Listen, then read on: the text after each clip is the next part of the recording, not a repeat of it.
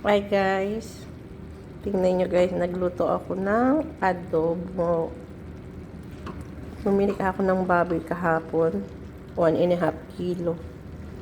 Kasi nagustuhan nung babae, yung kasama ko dati daw, nakatikim daw siya ng pagkain daw ng Pilipino na sabi niya, nilagyan, yung karne nilagyan ng toyo, tapos suka, sabi niya, pamienta. Sabi niya, ang sarap. Tapos may sugar, may konting sugar daw, manamis-namis. Sabi niya, anong tawag doon sa luto na yun? Sabi ba naman nung kasama ko na Ecuador. Sabi ko, adobo yun. Sabi ko, yung, ang tagal ko nang natikman yung matagal na. Sabi niya, ay 15 years na, pero hindi ko makalimutan yung lasa. Sabi niya, pwede ka ba magluto ng ganun? Sabi niya. Kasi may nakasama din daw siya dati, Pilipina. Tapos nagluto daw ng ganun, natikman niya, tapos may kanin.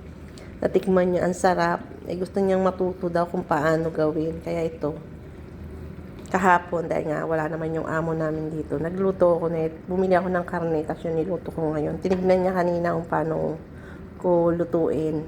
Kasi daw, sa Pasko daw, maghahanda daw siya ng ganito.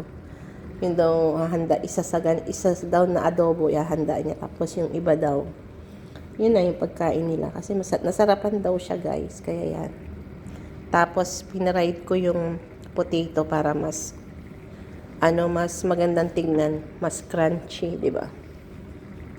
Ayan. Ayan, naluto na. Kanina may sabaw yan, talagang inano ko talaga. Pinalabas ko yung, pinalabas ko yung mantika niya kasi mas masarap yung ganun, di ba? Kakain na kami, tatawagin ko na siya.